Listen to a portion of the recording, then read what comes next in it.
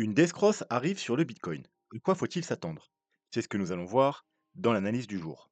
Mais avant de commencer, n'oubliez pas de vous abonner, de mettre un petit pouce bleu et de laisser un commentaire. Alors, comme d'habitude, on a pas mal de petites choses à voir. Alors, on va se diriger directement vers la cryptomap du jour.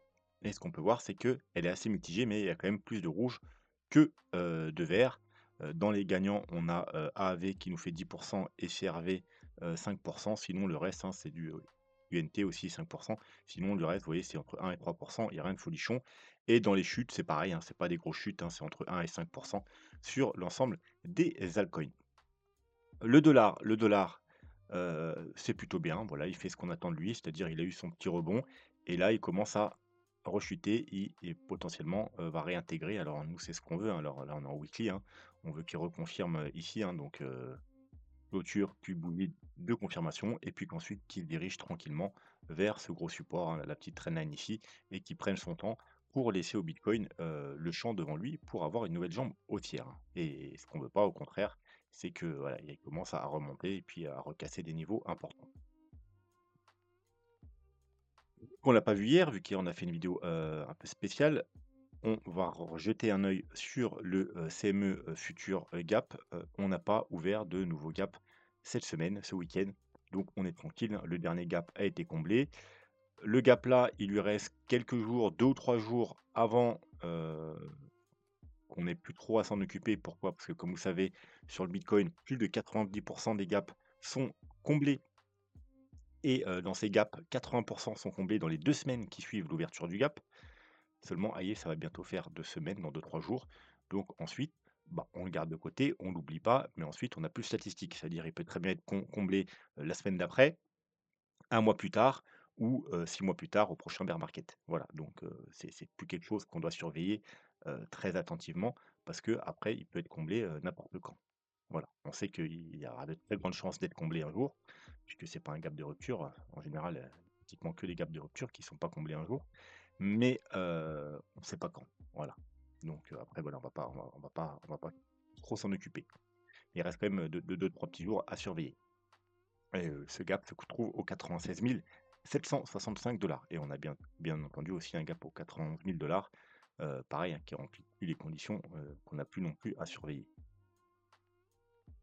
J'aimerais parler un petit peu des volumes. Alors oui, j'ai les volumes, sur le graphique du coup, tout simplement parce que j'étais en train de regarder justement les volumes par rapport au gap et du coup, on va faire l'analyse sur le graphique. Peut-être que on fera une vidéo spéciale sur les volumes avec un graphique avec plus d'historique, mais aujourd'hui, ça va suffire pour l'analyse que je vais en faire. Donc ce qu'on peut voir déjà, c'est que là, on est en daily. Depuis le mois de janvier, vous voyez que les volumes sont en chute. On peut tracer une trendline comme ça, vous voyez, avec des sommets toujours plus bas. Alors là, on a eu une grosse poussée ici, hein, juste une journée. Mais sinon, vous voyez, on a des volumes en chute libre, en chute libre, en chute libre. Vous pouvez voir là une sorte de moyenne mobile sur les volumes. Et là, vous voyez qu'elle est descendue fortement. On est très bas. Vous voyez là, on est là sur les volumes, alors qu'avant, on tournait plutôt autour d'ici. Donc les volumes sont très bas. On va passer en weekly. On va s'enlever ça qui nous sert à rien. On va s'enlever ça. Et on peut voir effectivement, vous voyez qu'on a la moyenne mobile des volumes et on est très très bas, très largement en dessous de cette moyenne mobile. Donc les volumes sont très faibles, il n'y a pas de volume. Alors ça peut être inquiétant ou bonne nouvelle. En tout cas, en général, quand il y a quand les volumes sont très faibles, eh bien s'ensuit un fort mouvement. Malheureusement, le mouvement, ça peut être un fort mouvement haussier comme un fort mouvement baissier, mais il y a tout le temps des forts mouvements, tout simplement, parce qu'il y a plus de volume, il y a plus de volume, il y a plus de volume, et puis à un moment donné où les volumes réapparaissent, et bien du coup, bah, ça fait bouger le prix très fortement. Alors, ce qu'on peut voir, alors encore une fois, on fera peut-être une analyse un peu plus détaillée avec plus d'historique, mais avec ce qu'on en a ici, hein, donc l'historique depuis 2017, eh bien, on peut voir certains moments où on a eu ce genre de creux de volume. Vous voyez, ça nous fait une sorte de creux de volume. Ici, vous voyez, on a un creux de volume. Donc ce creux de volume, il se situe où? Il se situait sur le bottom, hein. On avait des ventes, des ventes, des ventes, des ventes, des ventes, des ventes, des ventes, des ventes.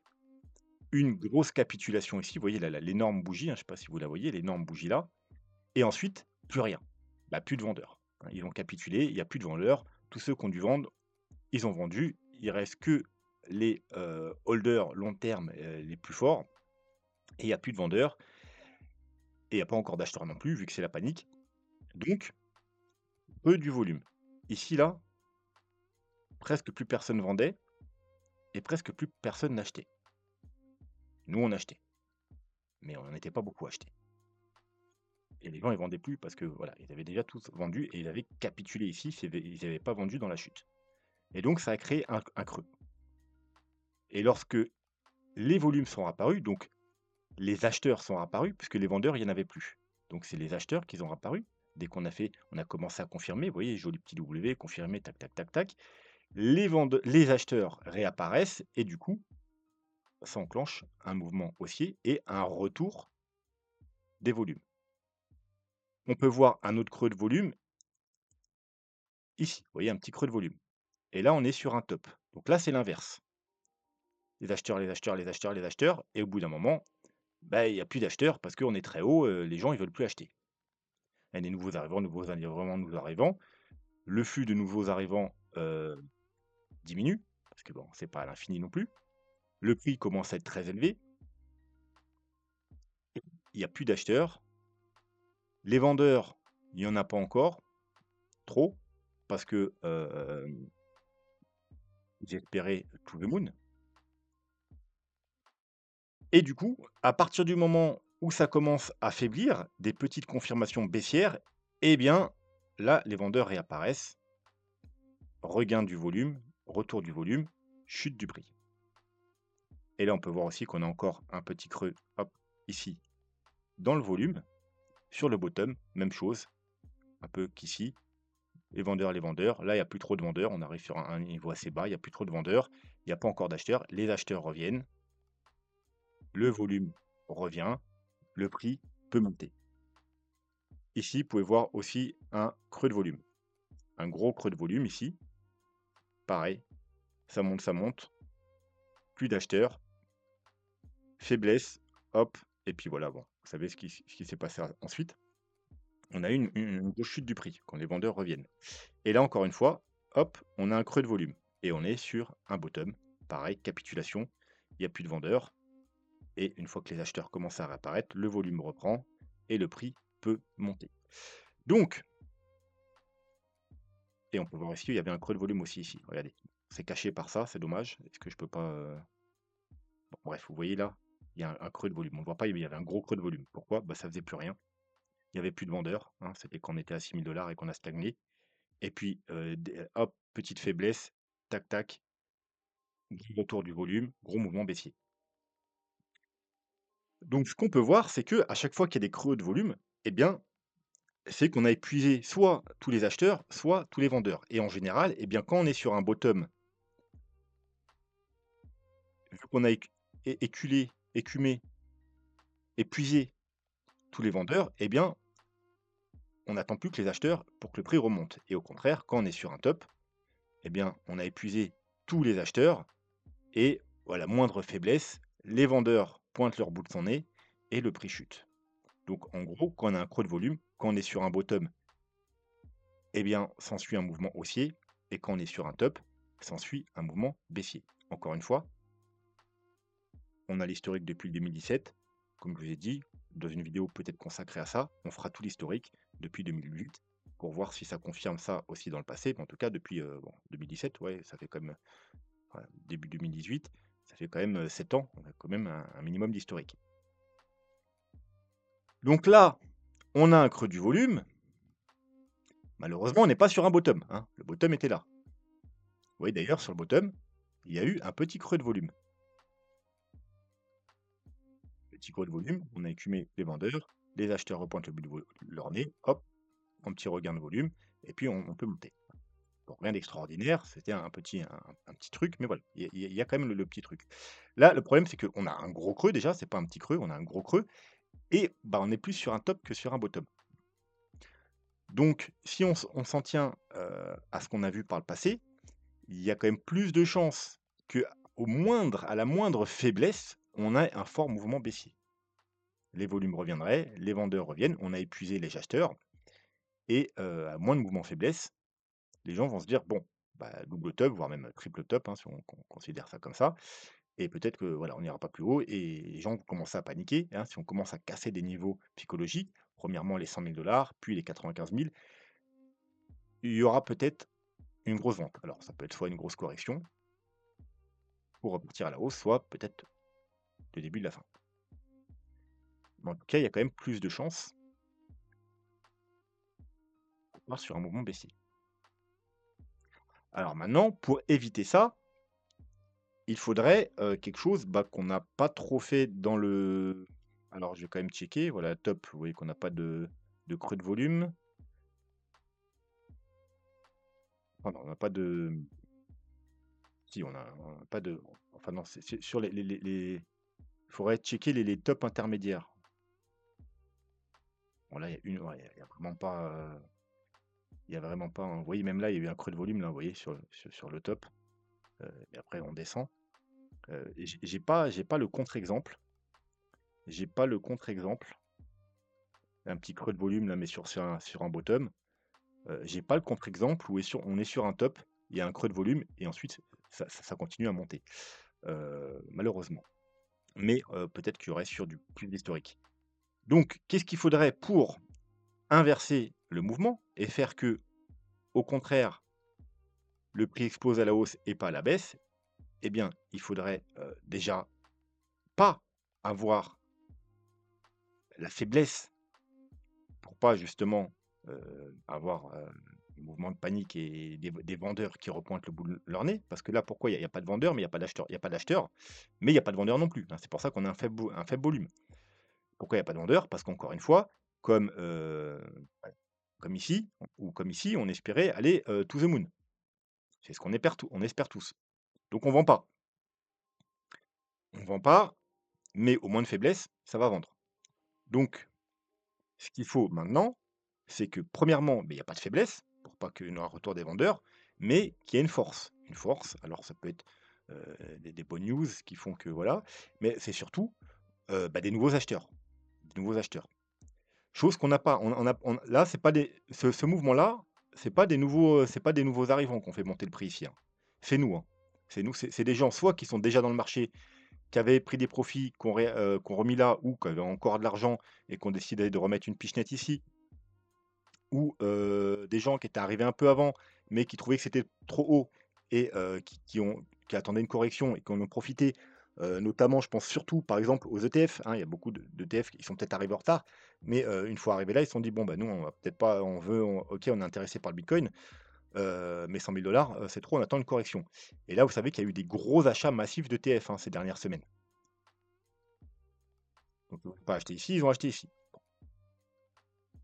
Et ce qui est tout à fait, normal. Donc maintenant, ça, comme je vous ai dit, ça, c'est nous ou ceux qui étaient sur le côté, c'est pas des nouveaux arrivants, des gens qui connaissent pas le bitcoin qui sont arrivés ici, hein.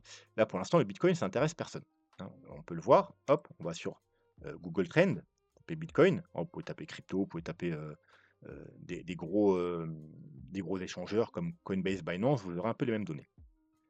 Là, on voit qu'on est à 21, hein, 21. Pour vous remettre en question, c'est à peu près les mêmes niveaux qu'on avait à la fin du bear market 2022, hein, 18, 20, 19, voilà. Donc on n'intéresse plus personne. Vous voyez que là, on a eu un top au mois de ça doit être au mois de novembre, quelque chose comme ça, novembre-décembre, hein, quand on est venu ici. Donc on était du coup dans la même zone de prix, entre les 100 et les 110 000 $. On avait, une Google Trend à 65. Là, on est exactement au même prix. Vous voyez, on est au même prix. On est dans le même ordre de prix qu'au mois de décembre. Mais tout le monde s'en fout. Il y a personne qui recherche Bitcoin. Donc le moyen d'inverser, de contredire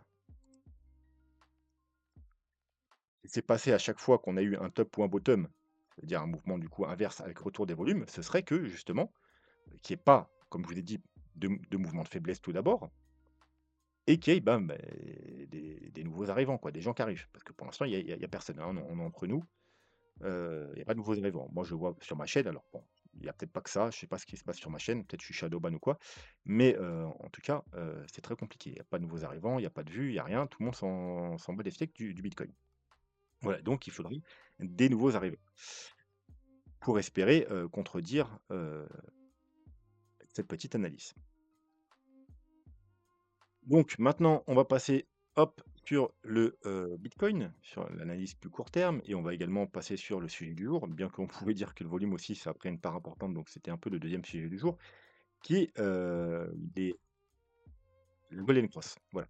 Avant ça, on va regarder un peu ce qui se passe. Donc on monte par palier, c'est très bien d'abord de monter par palier, c'est comme ça qu'on veut monter, on ne veut pas monter, to the moon tout de suite. On veut monter, faire une petite pause. Ça nous permet quoi, de faire des pauses? Ça nous permet que le RSI redescende un petit peu. Vous voyez, on monte, hop, le RSI, il permet de, corriger un petit peu. On monte, on fait un palier, vous voyez, on fait des petits ranges, à chaque fois on fait un range, on casse vers le haut, on fait un range, on casse vers le haut, on fait un range, potentiellement on pourrait casser vers le haut. On laisse le RSI dégonfler un petit peu. Alors, est-ce qu'en weekly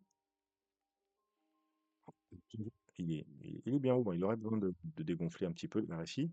Ouais, si on passe dans les plus petits time frame, vous voyez que, hop, ça permet la consolidation au RSI de se dégonfler pour avoir un peu de marge à la hausse.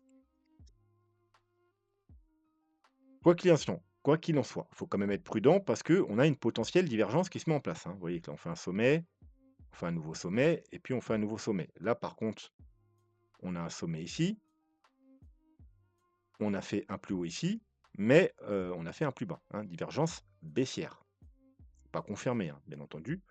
Pour confirmer, il faudra casser la base, c'est-à-dire ce niveau-là, aux alentours des 66, heu, oui, des 65, ouais, 66 sur le RSI. Là, actuellement, on est à, 70 pour valider cette divergence et du coup, si on valide cette divergence, on va probablement aller chercher la liquidité des range et pourquoi pas avoir une correction plus importante. Après, encore une fois, il ne faudra pas casser les niveaux importants, notamment aux alentours des 95-80, ouais, 95 000 $, parce que ça pourrait entraîner la faiblesse et le scénario qu'on a vu en début de vidéo. Donc potentielle divergence, potentiel, parce que tant qu'on casse pas, si on repart à la hausse et puis que le RSI repart à la hausse, on va annuler la divergence. Voilà, donc c'est juste prudence. Donc maintenant, on va passer à ce qui nous intéresse aujourd'hui et on va peut-être passer sur un graphique, avec un peu plus d'historique. Hop, et on va s'enlever les moyennes mobiles qui ne nous intéressent pas, c'est-à-dire la moyenne mobile 100 et la moyenne mobile 21. Donc, je rappelle quand même, c'est quoi une golden cross, c'est quoi une death cross? Une death cross, c'est quand on a un croisement de la moyenne mobile 50 et de la moyenne mobile 200, comme ici. Et l'inverse, une golden cross, c'est quand la moyenne mobile 50 repasse au-dessus de la moyenne mobile 200. C'est en général des signaux bearish pour les death cross et bullish pour les golden cross. C'est des confirmations, puisque je vous le rappelle, un actif par rapport aux moyennes mobiles, il est considéré haussier sous 2 conditions. Premièrement, il faut être au-dessus de la moyenne mobile 200, comme ici, et deuxièmement, il faut être sous golden cross, comme ici. Donc là, il y a le premier signal, et là, vous avez la confirmation. L'actif, il est haussier. Et à l'inverse, quand on est sous le prix et sous des cross, l'actif est baissier. Donc, par contre, ce ne sont pas, comme beaucoup d'indicateurs, ce ne sont pas des indicateurs ou des signaux court terme, très court terme. La plupart du temps même, c'est, sur du court terme ou du très court terme, eh bien, c'est, le mouvement inverse qui se produit. C'est-à-dire quand on a une death cross, on a souvent une remontada, heu, on l'a pas eu. Voilà, c'est une fake death cross, hein, vu qu'on a de la death cross et puis on a eu le bottom. Voilà, donc comme je vous l'ai dit, c'est surtout pas un voilà. Ça arrive qu'on ait des mauvais signaux et donc en court terme, il faut jamais prendre le signal. Par exemple là, faut surtout pas vendre, hein. Faut attendre de voir parce qu'il y a souvent un mouvement inverse. Voir si c'est une fausse death cross ou une fausse golden cross, eh bien on peut être sur un bottom. Comme là, si c'est une fausse, golden cross, on pourrait être sur un top également. Mais sinon, on peut avoir, alors on va voir ce qui se passe. Vous voyez, par exemple là, on a une golden cross et bien on a eu peu après une petite correction, hein. Une petite correction, on va voir ensemble, de à peu près 9. Là, vous avez une death cross, vous voyez encore une fois, fake death cross, on est sur un bottom, donc surtout pas un signal à prendre, à l'instant T. En général, vaut mieux le prendre, à l'inverse. Golden cross, ici, ça a pas fait grand-chose. On a consolidé, on est monté, on était tellement bullish que finalement, bah, le signal était bon, mais c'est rare, vous allez voir que c'est plutôt rare. Ici, golden cross, on était sur un top et on a eu une petite correction, une petite douzaine de pourcentage. Ici, golden cross, on a eu une petite correction. Enfin, une petite, elle n'a pas l'air si petite que ça, 19. Ici, golden cross, bon, bah là, c'est justement le cas de la fake golden cross et on a eu, bon, bah là, c'est même plus une correction, c'est un crash. On a eu moins 68. Donc, vous voyez, c'est pas, encore une fois, c'est pas un signal, la plupart du temps, euh, sur du court terme, sauf si c'est un mauvais signal, on va faire le mouvement inverse. Donc, c'est surtout pas justement un signal à acheter ou à vendre quand il se produit. Parce que la plupart du temps, soit il va faire le mouvement inverse, petite correction avant de se valider, ou soit si c'est une fake golden cross ou death cross, eh ben, on va être sur un top ou sur un bottom. Donc c'est plus un mouvement, au contraire, à jouer à l'inverse. Et là, on a une golden cross, et encore une fois, vous pouvez voir que on a eu une petite correction de 15.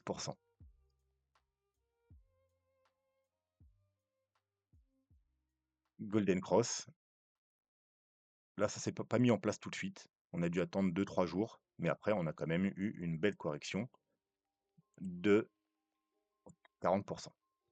Bon, et je vais même vous montrer autre chose, parce que là, on est sur le Bitcoin. Voilà, là, on est sur le dollar. Je vous montre un exemple que c'est pas que sur le Bitcoin. Voilà, là, on a une golden cross, vous voyez, et pile poil. Alors là, c'est pile le jour même, hein, c'est le jour même. Eh bien, on a eu une correction. Alors, c'est le dollar, il ne faut pas s'attendre à des chiffres comme sur le Bitcoin, mais on a quand même eu une correction de 3,50. Vous voyez qu'on a, on a quand même une petite correction. Donc, c'est pas un mouvement à prendre à l'instantané. Et puis après, bien entendu, on est monté. Hein, puisque c'est théoriquement bullish. Même si de temps en temps, il y a des fausses golden cross ou des fake death cross. Donc vous voyez, c'est sur tous les actifs, c'est à peu près la même chose. Donc la majeure partie du temps, comme on a pu le voir, sur du court terme, ça fait mouvement inverse. Ça veut dire que là, au croisement, où on l'a vu 2 3 jours plus tard, on peut s'attendre à une petite correction avant,